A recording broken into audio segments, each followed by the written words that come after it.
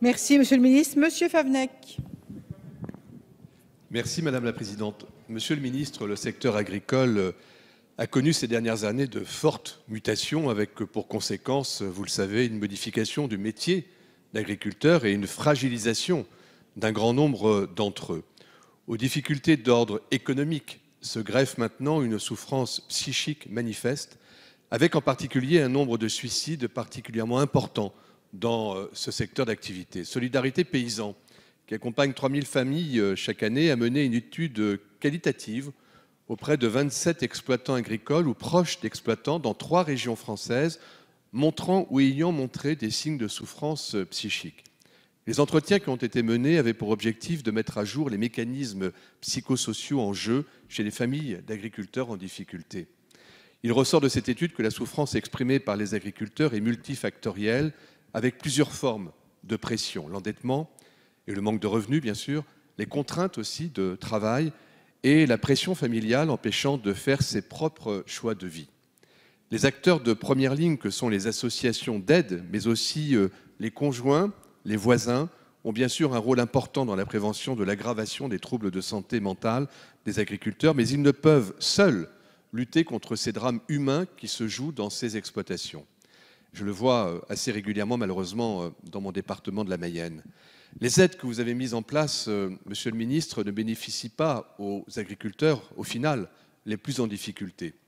Les exploitations bénéficiant d'un plan de sauvegarde ou de redressement judiciaire sont exclues des aides à la trésorerie remboursable.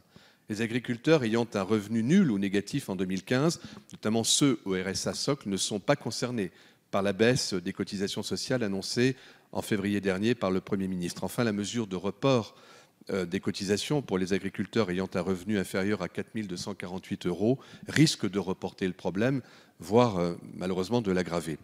De nombreuses exploitations en difficulté ne pourront plus continuer leur activité dans les mois qui viennent. Les agriculteurs qui sont dans ces situations dramatiques doivent, je crois, être mieux accompagnés, Monsieur le Ministre, et en tous les cas soutenus.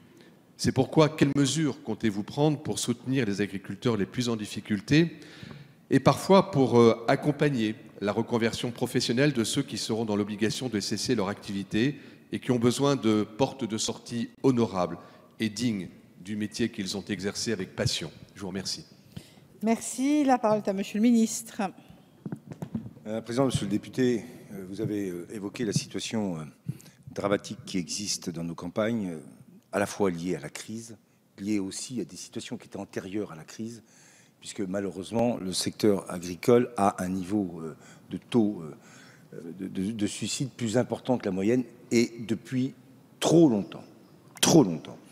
Vous l'avez dit, et je partage tout à fait votre avis, on est sur des multifacteurs économiques, charge de travail, isolement, problèmes familiaux qui se combinent et qui quelquefois conduisent des agriculteurs malheureusement au pire.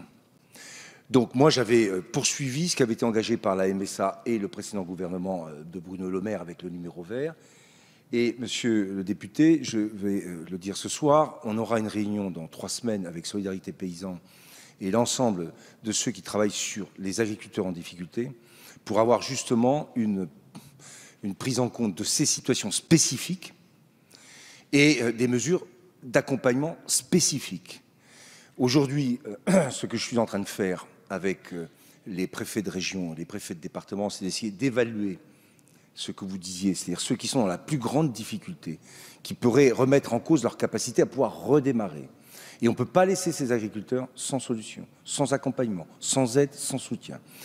Et donc, avant de prendre les mesures, et je verrai avec les associations, et vous avez souligné le rôle et la place de Solidarité Paysanne, comment on va calibrer des mesures spécifiques, des mesures d'accompagnement, des mesures de formation pour pouvoir redonner tout de suite une perspective de reclassement à ces agriculteurs. Thierry Benoît est témoin qu'en Bretagne, je l'ai demandé au niveau de la région Bretagne, puisque c'était une région qui a été très touchée et qui connaît beaucoup d'ailleurs de problèmes de ce type, qu'on me fasse une évaluation que je n'ai pas encore de manière définitive sur le nombre d'exploitations qui sont directement touchées. Et à partir de là, je reviendrai, parce que c'est un sujet comme vous qui me préoccupe, pour vous dire exactement et l'enveloppe et la manière dont on va traiter, en particulier sur les questions de formation tout de suite, pour aider les agriculteurs à repartir, de jamais les laisser avec cette idée que tout serait terminé, tout serait perdu. Mais c'est un sujet très important. Merci.